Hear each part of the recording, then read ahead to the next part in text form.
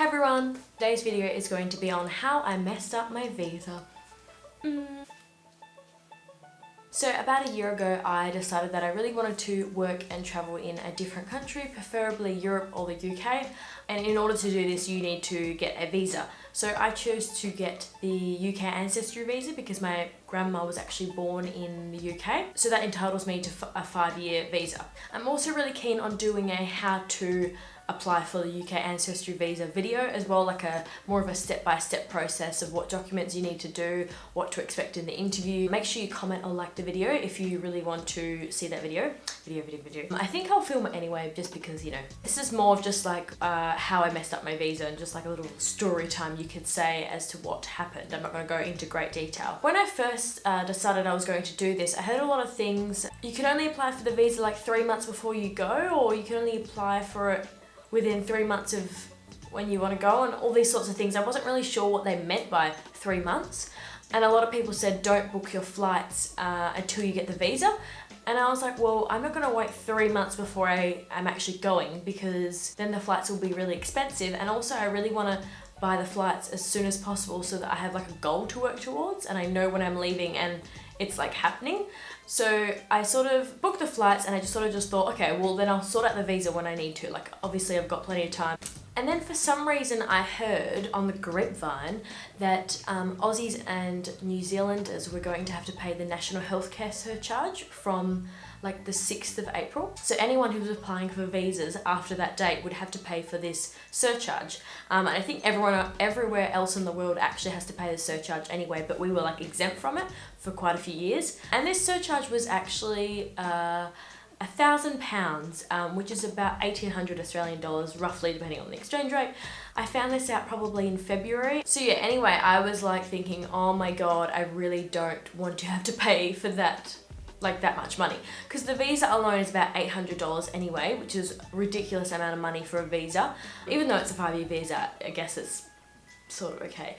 I would have to pay $800 and then pay $1,800 on top of that just to go and get this visa in the UK, and I was like, oh hell no. I was like, no way am I paying that much money. Like I really want to go and do this, but that's ridiculous. Like I'd rather spend that money like traveling and maybe getting a visa somewhere else a lot cheaper. So I was like, okay, well, what am I gonna do? I thought I'll just go online and I'll see what the whole process is and what I need to do and see if I can apply for the visa and just see what happens.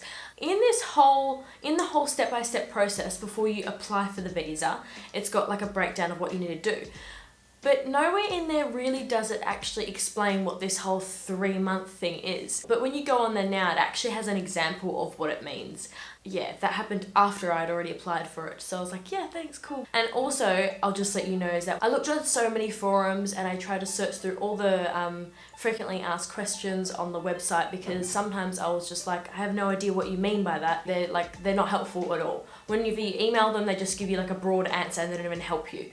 So the whole process is very vague, and I just feel like it's really hard to sort of know what the hell they mean. So when you start the application, you have to put your travel date, and the furthest date I could put was the 29th of August. So I was like, oh, well, I'm not going to be able to do this, I don't think. I'm not going to be able to apply for this visa for when I want it. And I just sort of kept going. And then I went through I did the whole application online. You had to put your travel date in again, like a different, like, you know, your actual travel date, I don't know. And I put the 19th of October and it let me do that. So I was like, oh, well, maybe it means like from the 29th of August, you get 3 months from that date, which would mean October would be in that 3 months. Like I sort of thought it meant that, and I was like, okay, is that what it means? Anyway, I finished the application and I went to my appointment like a week later, and then I had to wait 2 to 3 weeks for my passport to come with the visa in it.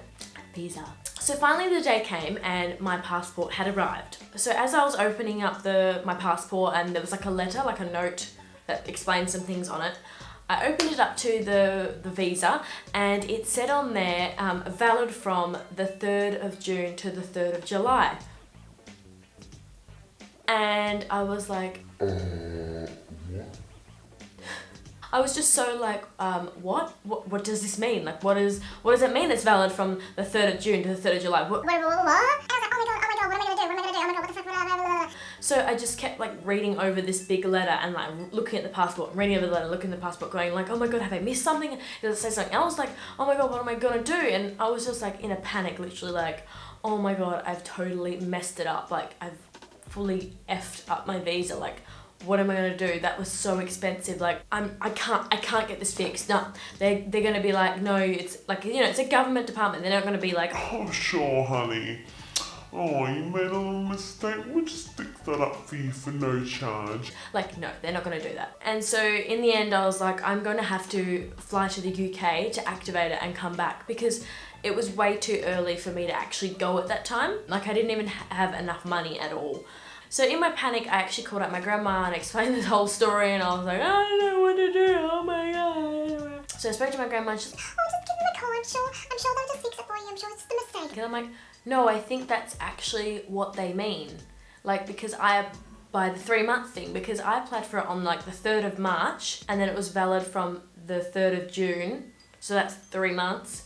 And then you have like a 30-day period to enter. So I wasn't aware that there was this 30-day period. Everyone just said this 3-month thing, and I was like, oh, so you just apply for it within 3 months and then you just get it. And I was just so like, what the hell? Like, how could I have messed this up? Like, how could I have not seen that it said that? But I'm like, I swear it wasn't even that clear, because I'm not someone who just sort of vaguely does things. Like, you know, I'm someone who looks at things thoroughly, and a lot of people that would know me would know that. I felt like at that time my 2 options were either to fly to the UK and spend $1,500 on flights to activate the visa, or I would have to reapply for the visa, pay another $800, and then also pay for the surcharge which had come into action, which is $1,800. So in my head, it was way cheaper just to fly over there and, you know, go there for a week or whatever. I didn't want to get my hopes up that there actually would be something that would help me and then have to be like let down again. So I was just like, yep, no, I just had all my walls up. I'm just like, no, they're not gonna be able to help me. I'm not gonna have to do anything. They're gonna be like, yep, you just have to apply for a whole new visa and pay the surcharge and blah, blah, blah. So I called her and she was like, oh yeah, you can just get a Vignet transfer visa. And I was like, ah. So I'm fine. So all this transfer visa does is just put that 30-day period into the correct period of what time, like put it into different dates.